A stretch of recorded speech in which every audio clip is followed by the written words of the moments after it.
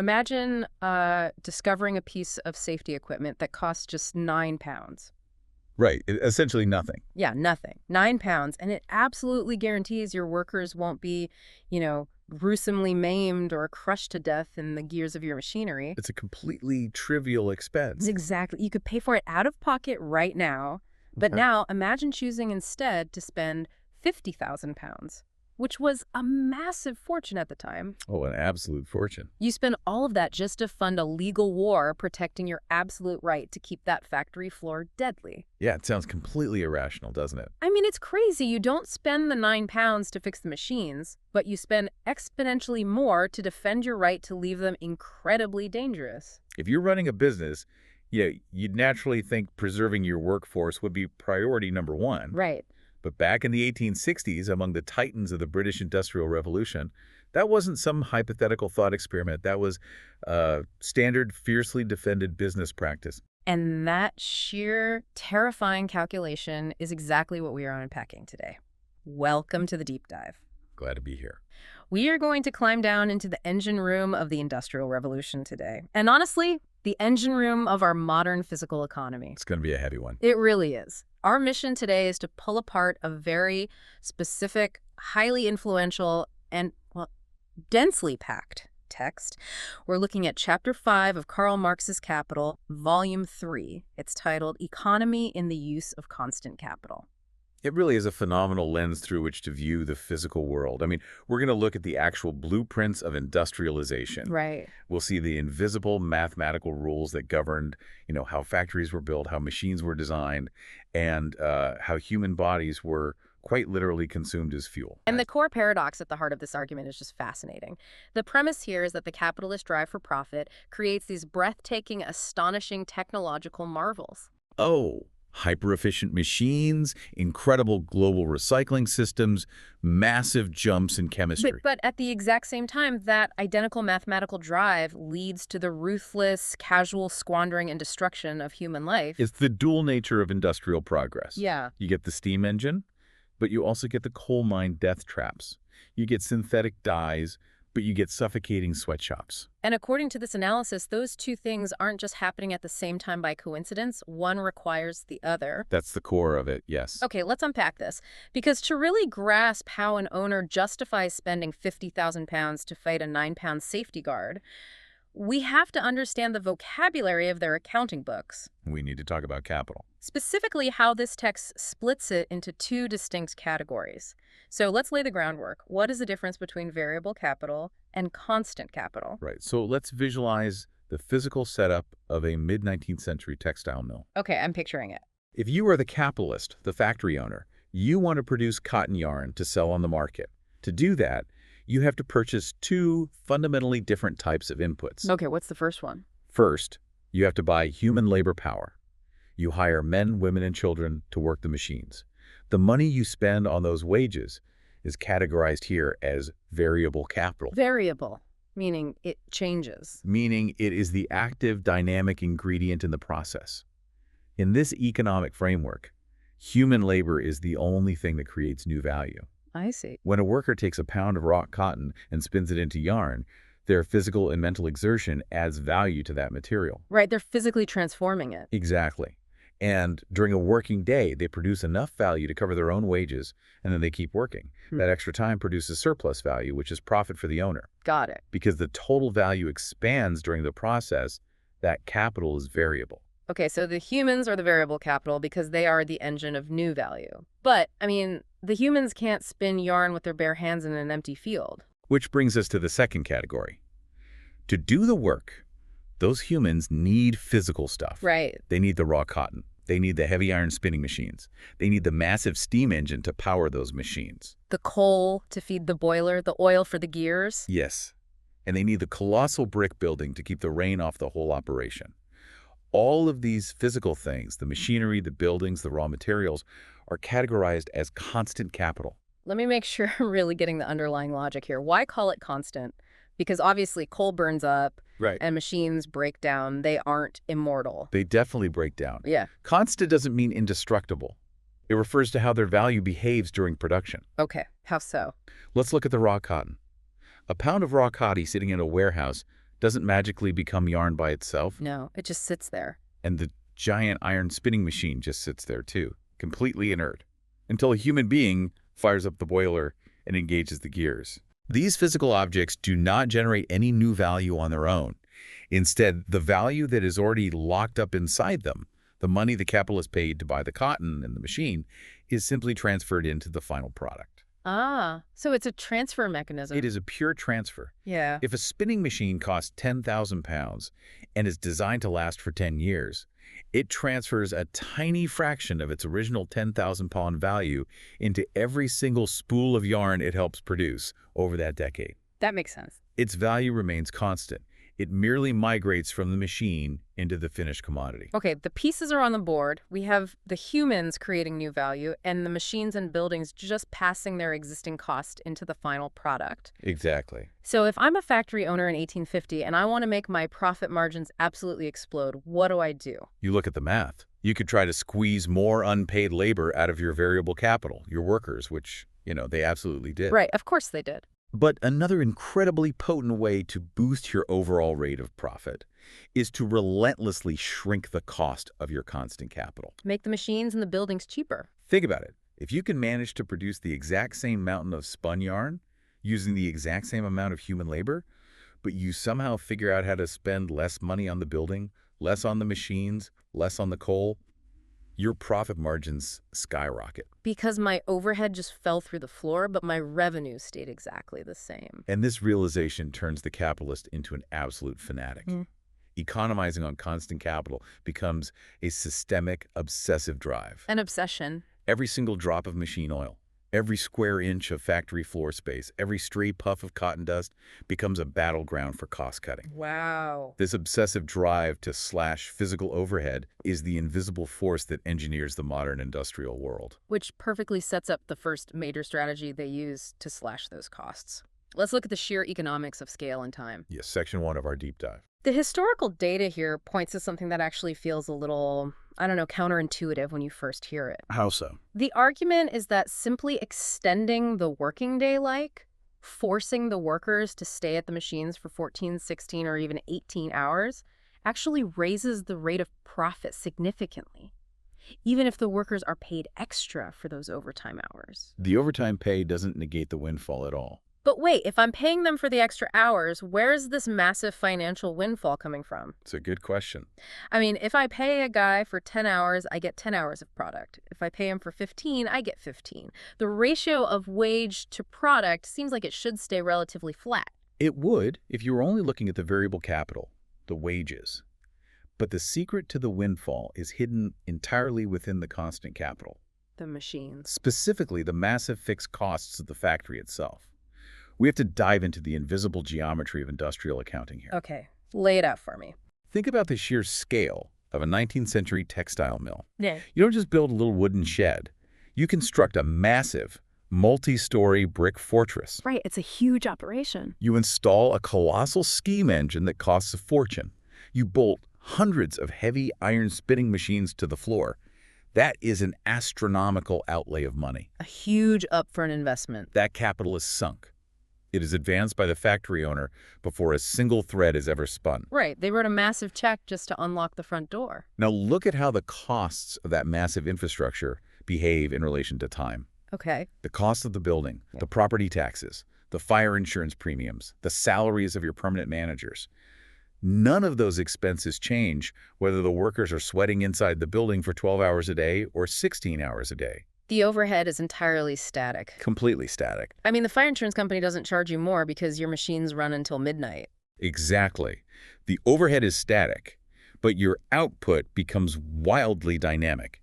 The time it takes for you, the owner, to recoup the massive fortune you spent on the building and machinery. What they call reproducing the value of the fixed capital? Yes, that is determined by the continuous duration of the labor process. Let me try out an analogy here to make sure I'm really visualizing the math. Let's hear it. Let's say I want to start a business, and I rent an absolute top-of-the-line commercial-grade pizza oven for a day. Okay, a pizza oven. It's a flat rental fee.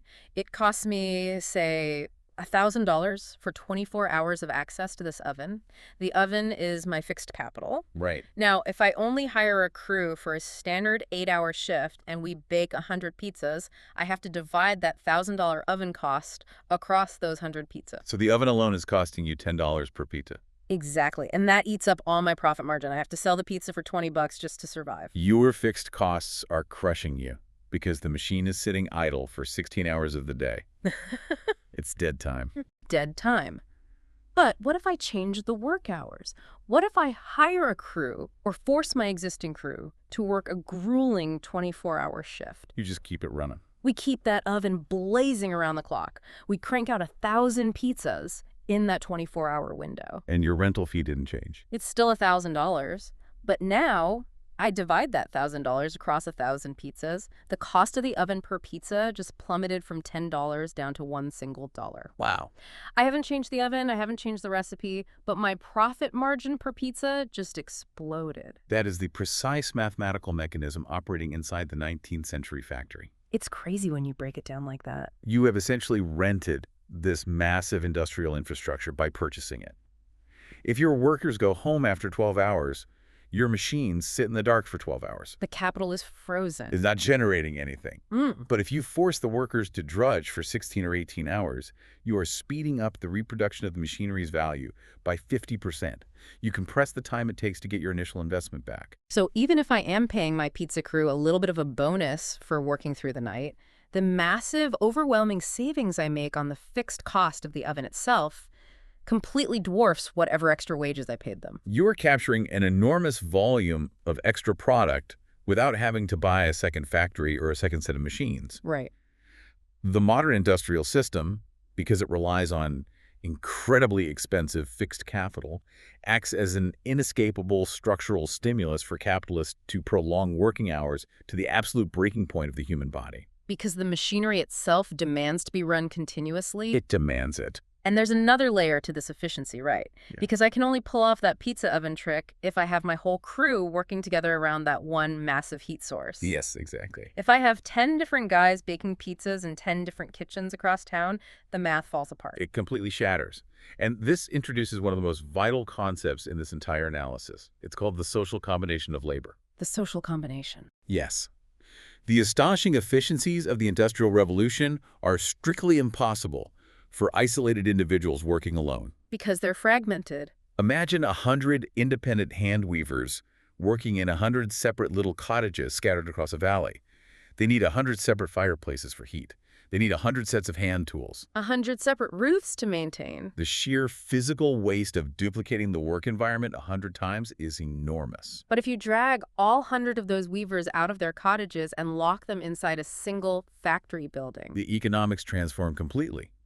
Capitalism doesn't just exploit the physical muscle of the individual worker. It exploits the social character of their combined labor. Interesting. By concentrating massive numbers of workers into one location, the capitalist achieves economies of scale that are mathematically impossible for the independent craftsman. Right, because those 100 workers now share one massive source of heating and lighting. They share the power generated by one central steam engine. Because building one giant steam engine is vastly cheaper than building 100 tiny steam engines. Much cheaper. The cost of a power source does not grow in a linear proportion to the number of machines it drives. Okay, that makes sense. So by forcing everyone to work together cooperatively under one roof, the cost of the constant capital per individual worker plummets. It's just economies of scale. But here is the brilliant, subtle trick of the capitalist system. This massive economic saving, this incredible efficiency that comes from people working together, appears to the factory owner as a natural, inherent property of capital itself. Wait, what do you mean by that? Well, the capitalist pays for the labor of 100 isolated individuals, right? They pay John his wage, they pay Mary her wage. Right. But the immense compounding efficiency that arises from John and Mary and 98 other people working together in a synchronized crowd, that social efficiency is essentially appropriated by the owner for free. Oh. The workers create the cooperative power, but the profit generated by the savings on the shared building and the shared steam engine flows exclusively into the pockets of the person who owns the constant capital. That is a wild realization.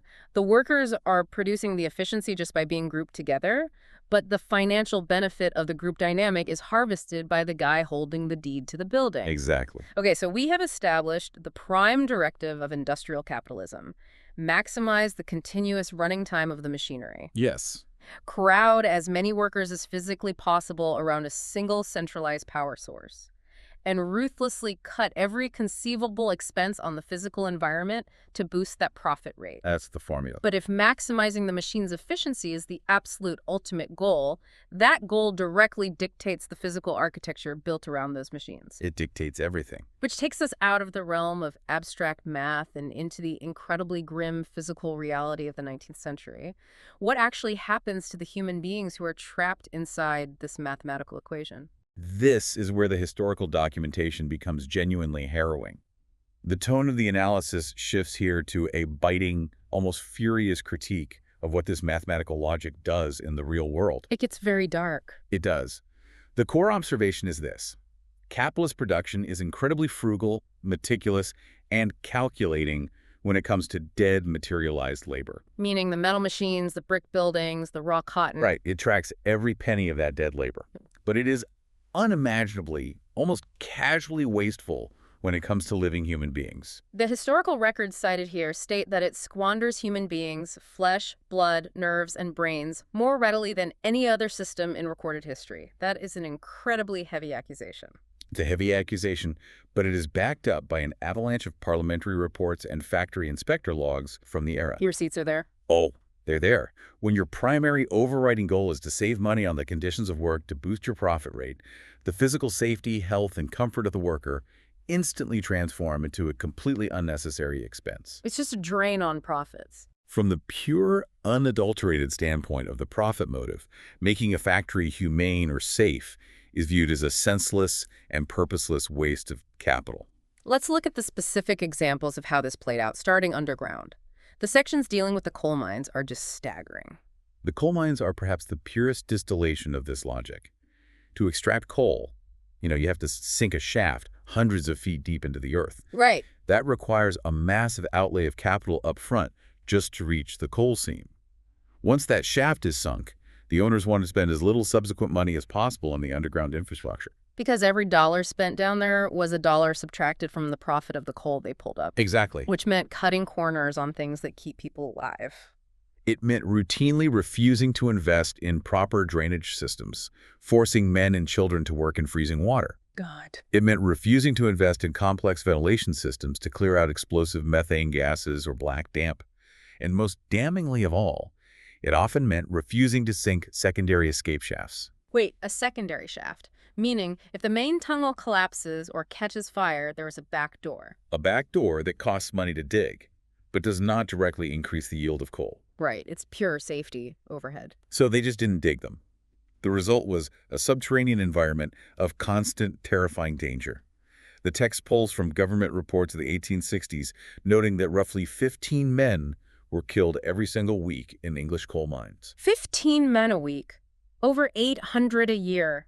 Just crushed under rock falls, blown apart by gas explosions, or suffocated because the owners wouldn't spend the capital on basic ventilation and secondary shafts. It was horrific. The reporting calls it a butchery driven by filthy avarice. And the government inspectors of the time openly acknowledged that the official number of 8,466 dead over a 10-year period was a massive undercount. Really? Many deaths were simply never reported, especially in the smaller, more remote collieries. The owners viewed the workforce as entirely expendable. Which brings us back to that mind-bending story I mentioned at the very beginning of the deep dive. The staggering hypocrisy regarding factory safety above ground. Oh yes, the trade union. You read the history of this, and it almost sounds like dark, dystopian satire, but it was real life. The factory owners literally formed a trade union, but not to protect workers, to protect the danger of the machines. Yes, the National Association for the Amendment of the Factory Laws, headquartered in Manchester. Let's really dig into the mechanics of this, because it illustrates the psychology of the era perfectly. The government, through these beleaguered factory inspectors, was trying to enforce incredibly basic, common-sense safety regulations. Very basic. Specifically, they were trying to force factory owners to put cheap wooden or metal safety guards around horizontal power shafts. For context, horizontal shaft is a fast-spinning metal pole, usually running near the ceiling or along the floor. It transmits the power from the central steam engine out to the individual spinning machines via a series of leather belts. And they were incredibly dangerous. Lethally dangerous. If a worker, often a child, was cleaning the machine or adjusting a belt and their loose clothing caught on one of these rapidly spinning shafts, they would be instantly pulled in. Oh, man. The torque of the steam engine was massive. They would be whirled around the shaft, their limbs torn off or crushed against the ceiling. It was a common, horrific injury. And the safety guards to prevent this were not some massive, unproven technological hurdle. They were incredibly cheap. Very cheap. The historical record quotes a factory inspector, Sir John Kincaid, who noted that a specific firm in Glasgow managed to surround all its dangerous machinery with safety guards for the grand total of £9, 1 shilling. £9. It was a completely trivial expense for a major industrial operation. £9 to virtually eliminate a gruesome cause of death in your facility. But instead of just paying the £9, the factory owners formed this Manchester Association to actively fight the safety laws. They weren't going to just roll over. No. Yeah. And they didn't just casually lobby against it. They raised a massive legal war chest. They collected more than £50,000 to legally defend any owner who was prosecuted by the factory inspectors for refusing to install guards and subsequently killing or maiming a worker. And the math of their rebellion is the most telling part. Break it down. They funded this association by paying a subscription fee of 2 shillings per horsepower of their factory. The inspector pointed out that if that firm in Glasgow had decided to join the association instead of buying the safety guards, their membership fee based on their horsepower would have been £11. They were literally willing to pay £11 to defend their right to kill workers, rather than pay £9 to keep them alive? Exactly. Why? How does that make any economic sense? Because it was never just about the £9. It was about the ideological principle of Capita's absolute unquestioned authority over its conditions of production. Total control. If you concede that the government has the right to force you to spend £9 on a wooden box to cover a shaft, you are conceding that the state can dictate how you deploy your constant capital. Right. Today it's a safety guard. Tomorrow it might be a limit on the working hours, or a minimum wage, or a mandate on factory temperature. It's the slippery slope argument. If they can make me protect the worker's life, they might eventually make me pay the worker fairly. Exactly. Any legal requirement to spend money on safety was viewed as an existential infringement on their freedom to maximize profit. Wow. The explicit goal of this association was to establish legal precedent that killing is no murder if it's done as a byproduct of legitimate profit-seeking. Killing is no murder. That is wild. They wanted total legal immunity from the consequences of their relentless cost-cutting, and they used their massive wealth to tie up the courts, hire expert engineers to testify that guards were impractical, and lobby politicians to make it almost impossible for crippled workers to sue for compensation. It's the sheer cold-blooded calculation that gets me.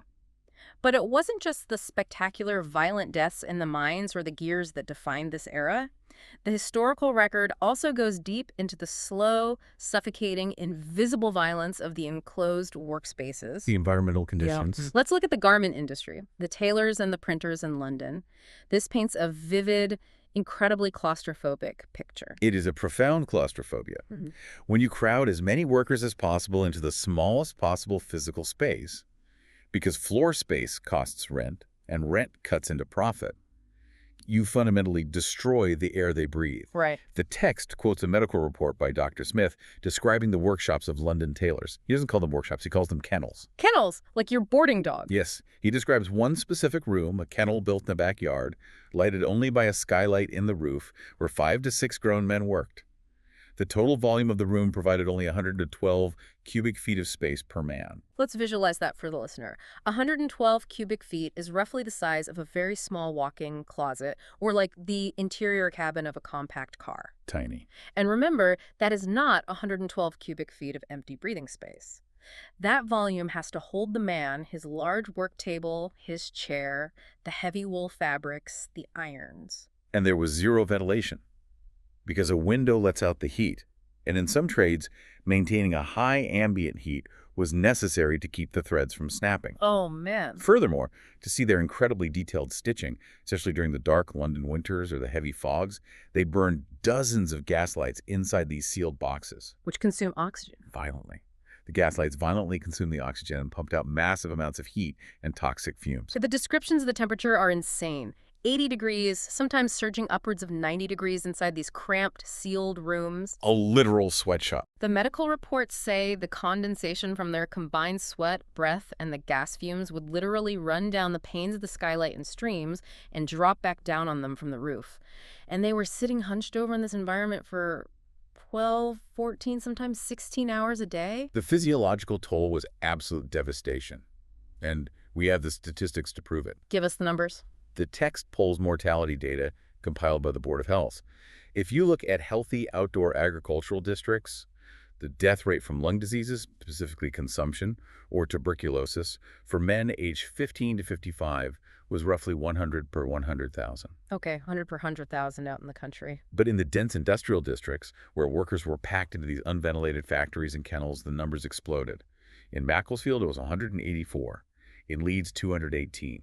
And in Manchester, the absolute beating heart of the industrial boom, it skyrocketed to 263 per 100,000. The death rate more than doubled. The architecture of the workplace itself is a lethal disease vector. It was a machine for killing. But wait, I have to push back here again. Let's put aside all morality and just look at this from a purely cold, calculating, psychopathic business perspective. Okay, let's do it. Isn't killing off your highly trained workforce incredibly bad for long-term profits? Why wouldn't they protect their assets? It's a fair question. Even a ruthless farmer takes basic care of his horses so they don't drop dead in the middle of plowing a field. Why not throw open a window or pay the £9 for the guard just to ensure your trained tailor or spinner shows up to work the next day? It's a completely logical question from a modern perspective, but it misses the grim structural reality of the 19th century labor market. Let's use your horse analogy. Okay. A horse has a high initial purchase price. If the horse breaks its leg and dies, the farmer has to lay out a significant chunk of constant capital to buy a replacement. Therefore, the physical body of the horse is protected as a valuable asset. Right. But under the capitalist system we are analyzing, the worker is not purchased. The capitalist does not own the human being. They merely rent their labor power by the hour or the week. Ah, they have no sunk cost in the human body itself. Exactly. And more importantly, the historical context is crucial here. There was a massive, seemingly inexhaustible surplus of desperate, starving labor. The surplus population. Yes. The enclosure acts and agricultural shifts were driving thousands of people off the land and pouring them into the cities. If a master tailor dropped dead of consumption in his kennel, or a young girl was crushed by a shaft in the mill, there were literally 10 starving people standing at the factory gates the next morning, begging to take their place. The supply of human life was so inflated that the value of preserving it dropped to zero. A human life was infinitely cheaper to replace than upgrading a ventilation system. The capitalists bore absolutely no financial penalty for the physical destruction of the worker. They just externalized the cost. The profound cost of that destruction, the medical care, the orphan children, the lost years of life, was entirely externalized. It was pushed off the balance sheet and onto the worker's family, the local parish, and society at large. So it didn't hurt their bottom line at all. Therefore, squandering human life was, perversely, the most economically rational and mathematically sound choice for the individual capitalist. Wow. That is terrifyingly rational. It is pure math applied to human flesh. It really is. So we see the trajectory. They squeezed the absolute maximum physical endurance out of the human workforce. They expended the hours until people collapsed. They crammed them into the smallest possible spaces to save on rent. They eliminated all safety costs. They optimized the exploitation. But eventually you hit a hard biological ceiling. A human being can only work so many hours before they die. A room can only hold so many bodies before all the oxygen is gone and the factory grinds to a halt. You reach the limits of flesh and blood. Right. Once they had squeezed the living variable capital to the absolute biological limit, where could the capitalists possibly turn to squeeze out more profit? They had to look at the metal itself. They had to figure out how to make the machinery work harder. Exactly. And that narrative transition brings us to the next massive shift: economy in the generation and transmission of power. Precisely. Once the limits of absolute exploitation of the worker's time and safety are reached, the obsession shifts entirely to technological acceleration. Engineering challenges. Yes. The questions become purely engineering challenges. How do we get more physical output from the exact same iron machines? How do we radically cut the costs of the coal and the steam power that animate the entire factory? The historical documentation provides a fascinating look at how this evolution actually happened on the ground, specifically looking at the evolution of steam power. The text quotes a letter from a famous engineer of the time, James Naismith. Ah, yes, the inventor of the steam hammer. And Naismith tells this incredible story about how, for almost 40 years, the entire British industrial sector was held back by what he calls timid and prejudiced traditions. Yes, the 220 feet per minute rule. Let's talk about that. For decades, there was an accepted, unquestioned engineering consensus that a standard condensing steam engine should never run faster than 220 feet per minute of piston speed. Just a hard speed limit. It was considered physically unsafe or mechanically imprudent to push the iron in the valves any faster than that. The entire rhythm of the factory, the speed of all the gears and shafts, was carefully calibrated to this slow, deliberate, majestic rhythm of the engine. But then, as competition gets fiercer and profit margins tighten, somebody decides to test the limits. Naismith describes how some bold innovator, perhaps driven by desperation or sheer nerve, decided to break the sacred rule. They engaged in a practice called letting the engine away. Letting the engine away. It's such an evocative phrase. It implies unleashing a beast that had been chained up. That's exactly what it was. They took the exact same steam engines, the ones carefully rated and designed for 220 feet per minute, and they modified the governing gears to just let the massive iron piston fly at 300 or even 400 feet per minute. And the shocking part. The engines didn't explode. They didn't shake themselves to pieces. Instead, by simply letting the engine run faster while keeping the steam pressure relatively the same, they doubled the power output of the identical machine. And if we bring this back to our core concept of constant capital, the financial implications are staggering. Walk us through it. By doubling the power output of the existing steam engine, the factory owner essentially got a second massive steam engine entirely for free. Wow. They didn't have to buy a new machine. They just extracted twice as much physical work from the capital they had already sunk into the ground years ago. I was thinking about this, and it is exactly the same concept as overclocking a computer's CPU today. Oh, that's a great comparison. If you're a gamer on a budget, you buy a mid-range processor, you go into the computer's BIOS settings, and you manually push the clock speed and the voltage way past the manufacturer's recommended safety limits. Right. You run the risk of frying the silicon chip, but if you do it right, you get premium, high-end gaming performance out of budget gear. You are forcing the hardware to work significantly harder than it was designed to. That is a brilliant modern equivalent. They were literally overclocking the massive iron steam engines of the Industrial Revolution. But, building on your CPU analogy, there is a physical catch. What's the catch? If you overclock a CPU, it generates massive amounts of heat and it draws more electricity. If you run a steam engine twice as fast, it needs to consume a vastly larger volume of steam. And to generate more steam, you have to burn significantly more coal in the boiler. And coal is a major expense. It's a circulating part of your cost and capital. If your coal bill suddenly doubles, it starts eating right into the massive profits you just made by speeding up the engine. Exactly. The bottleneck just shifts. So the next logical, obsessive step for the capitalist is, how do we get more steam out of less coal? How do we optimize the fuel? Naismith notes that competition in the spinning trade was becoming incredibly fierce, and manufacturers were desperate. They started looking at the mining engines down in Cornwall, which were famous for their extreme fuel efficiency, and decided they needed to replicate that in the northern textile mills. They had to adapt. And their solutions were almost laughably simple in hindsight, but completely revolutionary at the time. Naismith talks about how, during the good old times of high profits, factory owners had just left their massive iron boilers completely exposed, naked to the cold English air. Which, from a thermodynamic perspective, is literally evaporating your money. Literally. The intense heat you are paying to generate by burning expensive coal is just dissipating through the iron shell and warming up the atmosphere before it ever does a single ounce of work pushing a piston. So they started insulating everything in sight. They covered the massive boilers with thick blankets of felt, layers of brick and plaster. They cased the long steam pipes and the engine cylinders in wood. They trapped every single degree of heat they could. And then once they had the heat trapped, They turned up the pressure. They pushed the limits again. Naismith says that in the old days, the safety valves on the boilers were set to blow off steam at maybe 4, 6, or 8 pounds per square inch. A very low pressure, very safe, but highly inefficient system. But the capitalists realized that high-pressure steam was vastly more potent. So they started ripping out the old equipment, building new tubular boilers, and cranking the pressure up to 30, 40, 60, even 70 pounds per square inch. Naismith says these extreme pressures would have frightened an engineer of the old school out of his wits. And for good reason. It was incredibly dangerous.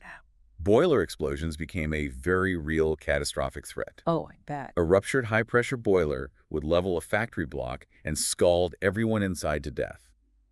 But, as Naismith explicitly states, the economic results appeared in most unmistakable SD forms, meaning pounds, shillings, and pence. The profits were undeniable. They were. And so the risk of explosion was simply absorbed into the cost of doing business. Let's look at the actual efficiency gains because the numbers are wild.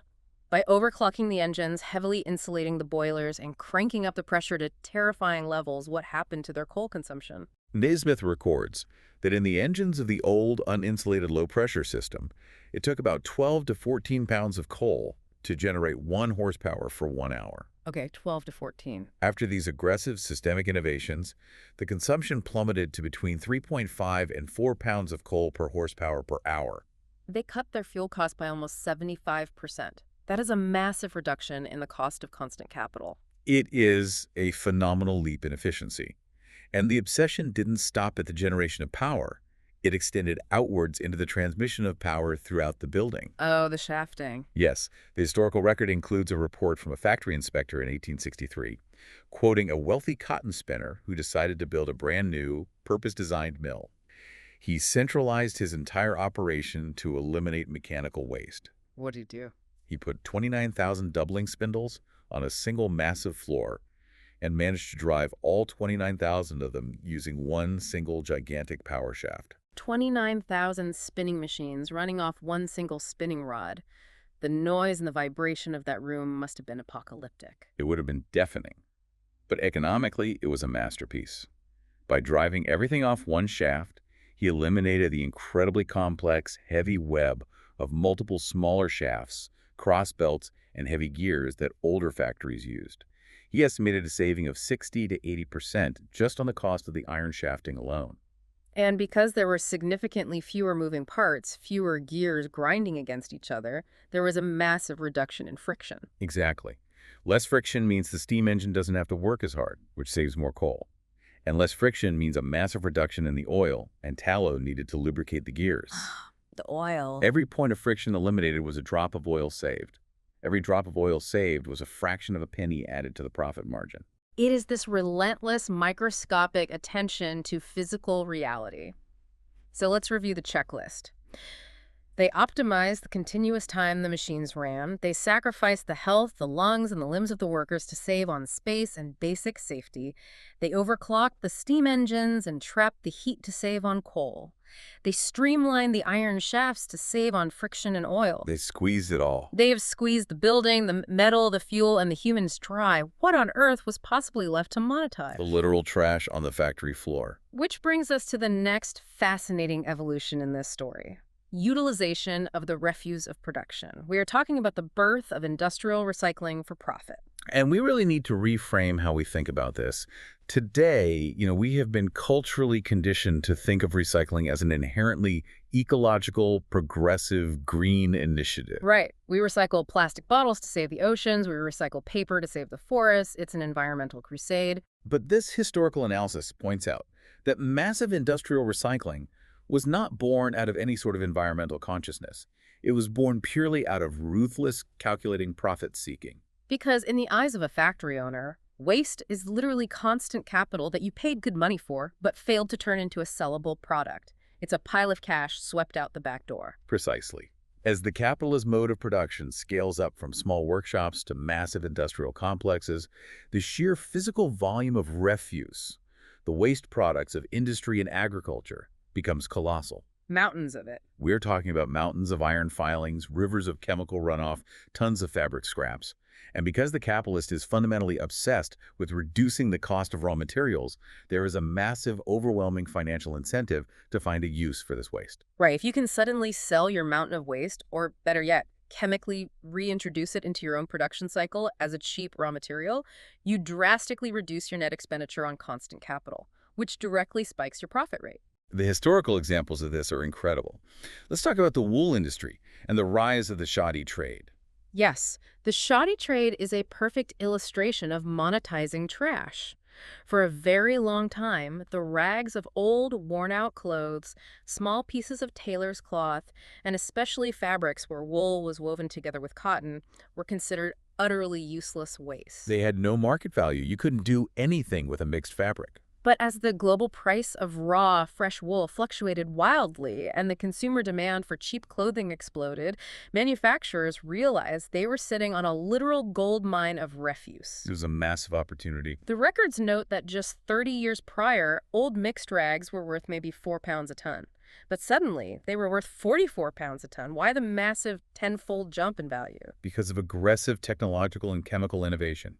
Driven by the profit motive, chemists and engineers found means to utilize these mixed fabrics. They developed a chemical process that would entirely destroy the cotton fibers in the rag while leaving the more valuable wool fibers intact. They chemically dissolved the cheap stuff to rescue the expensive stuff. Exactly. They would take these ruined old rags, chemically separate them, violently tear the remaining wool fibers apart in massive shredding machines, often called devils, and spin those short damaged fibers back into cheap new cloth. Oh, wow. This recycled, highly inferior material was what became known as shoddy. And there's this incredibly dark, slightly cynical observation from the factory inspectors of the time about this. The inspectors noted that the shoddy trade was framed as a great benefit to the working-class consumer because suddenly they could afford to buy very cheap, brand-new woolen clothes. But the analysis points out that the real benefit for the consumer was that his new shoddy clothes took only a third of the previous time to wear out and a sixth of the time to become completely threadbare. It was the deliberate invention of planned obsolescence through the use of inferior recycled materials. Yeah. The manufacturers were making massive profits, selling clothes designed to fall apart quickly, guaranteeing repeat customers.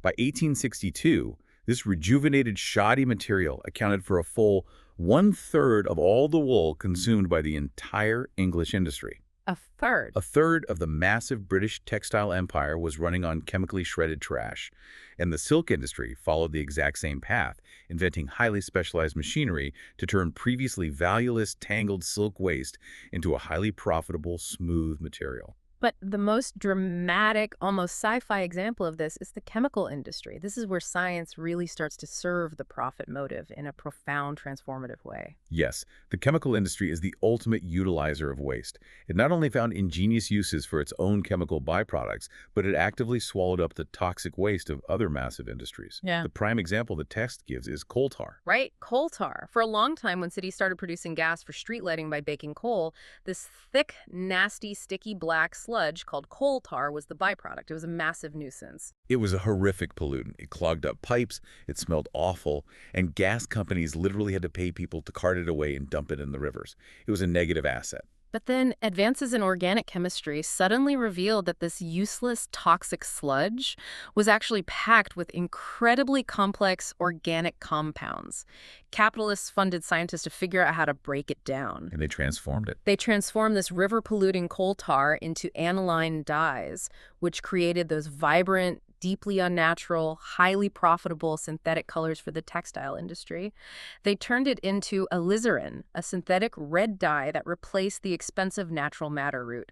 They even distilled it down into complex medicines. What was once toxic waste that you paid to throw away became the foundational raw material for entirely new, massively lucrative industries. It was the ultimate alchemy of capital accumulation.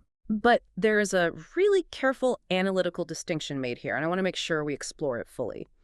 The analysis distinguishes heavily between utilizing waste, which is what we just talked about, recycling old rags into shoddy and coal tar into dye, and preventing waste in the first place. This is a crucial distinction if we want to understand how machinery actually evolves. Utilizing waste is a reactive process. It is finding a clever use for the refuse after it has already been created and swept off the floor. Right. Preventing waste, on the other hand, is a proactive engineering challenge. It is about fundamentally improving the machinery and the quality of the raw materials so that less refuse is generated during the production process to begin with. So better machines ruin less material. Precisely. If you have a poorly calibrated, clunky spinning machine with rough iron gears, it will constantly snap the delicate cotton threads.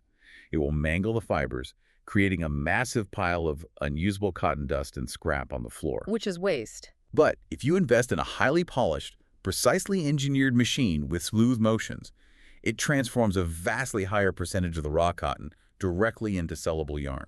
There is a fascinating historical anecdote used to illustrate this point.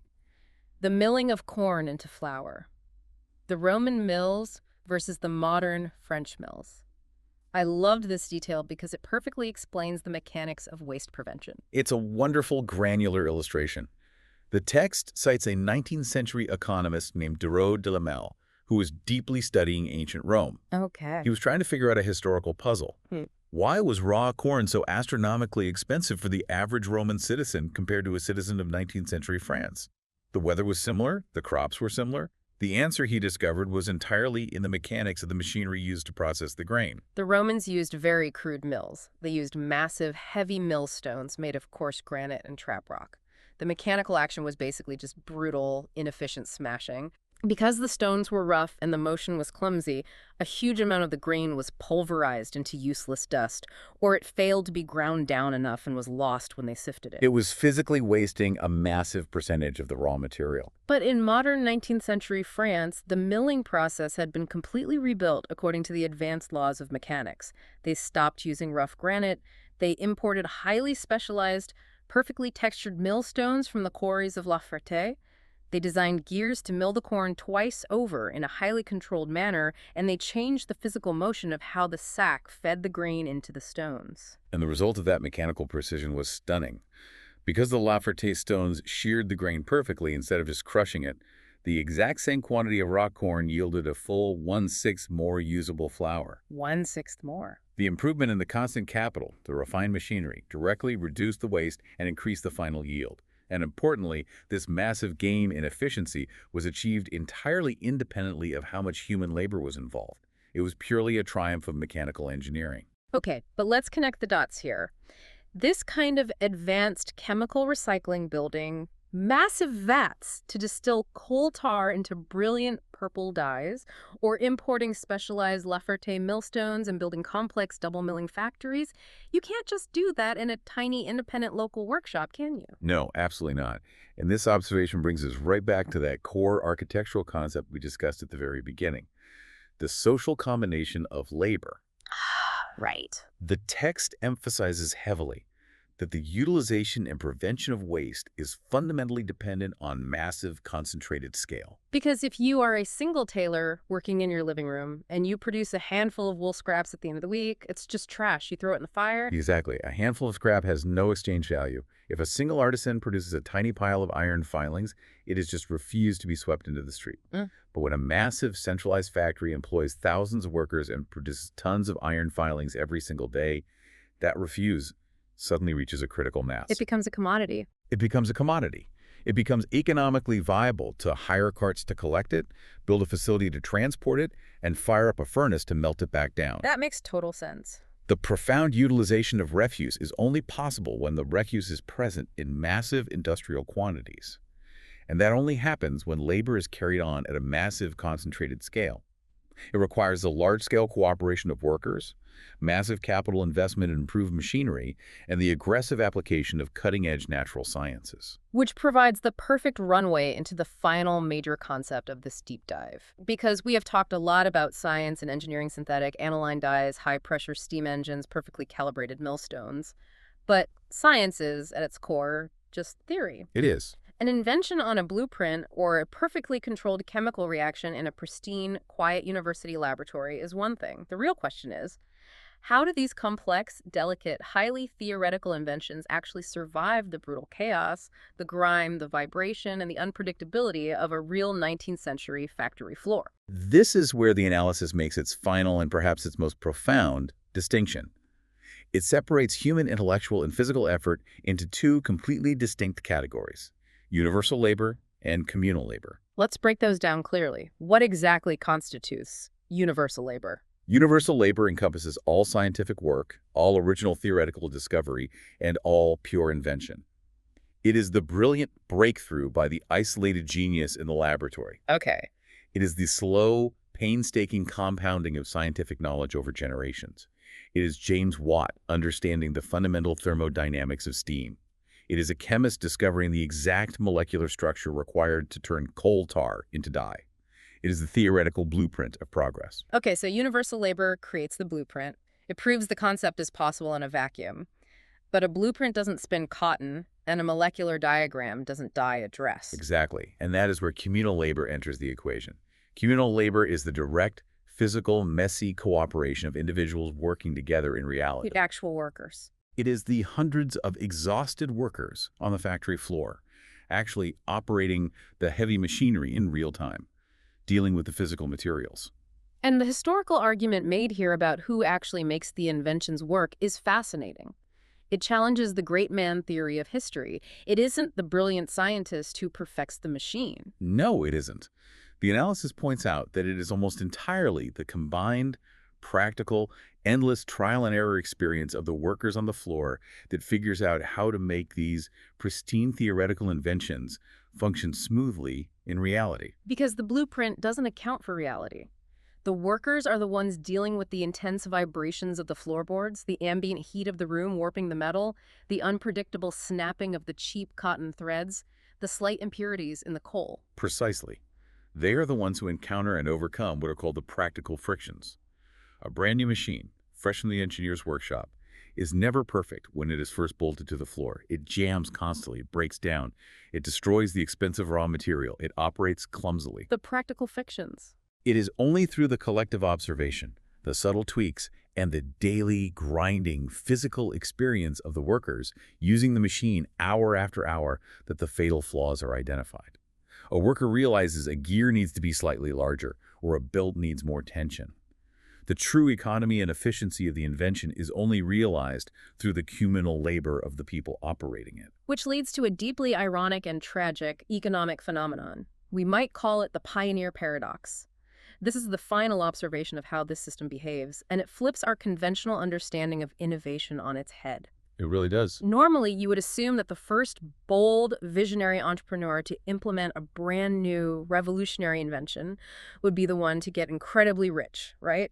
They're the pioneer. They have the ultimate competitive advantage over all their rivals. You would naturally assume that, and our modern mythology of the disruptive founder certainly preaches that. But the historical observation made here is that the exact opposite is usually true.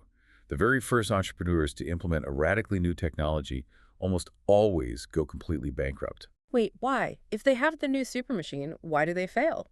Because they bear the immense, crushing, unpredictable financial costs of that trial and error phase we just talked about. Right. The first construction of any completely new machine is astronomically expensive because it's bespoke. It hasn't been standardized yet. Right. And more importantly, because it hasn't been stress tested by communal labor, it is full of those practical frictions. The jamming, the breaking down. The pioneer entrepreneur pays the ultimate price for those frictions. They pay for the constant mechanical breakdowns. They absorb the massive losses when the clunky new machine ruins tons of expensive raw cotton. They pay the engineers to constantly redesign and modify the parts. Their advanced capital is entirely consumed by the immense friction of dragging a theory into reality. I was trying to picture this dynamically, and it's like the first explorer trying to hack a path through a dense, completely overgrown jungle with nothing but a machete. That's a great image. That first pioneer expends massive amounts of physical and financial energy. They exhaust all their resources swinging the blade. They get bitten by the snakes. They contract malaria. They map out all the dead ends and the impassable ravines. And eventually, after carving out a rough trail, they just collapse from exhaustion and go bankrupt before they ever reach the city of gold. And then? But then the second explorer comes along a year later, and they don't need a machete. They just casually stroll down the path that the first guy cleared. They get to the destination with almost no effort because the first guy paid the ultimate physical price of clearing the friction. That is a phenomenal analogy for the brutal reality of capitalist innovation. The pioneer clears the technological jungle and exhausts their capital doing it. And then, as the historical analysis explicitly states, it is the subsequent, often far less visionary, worthless money capitalists who swoop in. The second explorer, the guys with the checkbook. Yes. The Pioneer goes bankrupt. Their factory, which now contains the heavily modified, finally perfected machines, the machines that the workers have spent 2 years fixing, is auctioned off at a fraction of its original cost. The subsequent capitalist buys up these cheapened, perfected, stress-tested assets at a massive discount. Wow. The text uses a chilling Latin phrase here to describe this process, ex suis ossibus.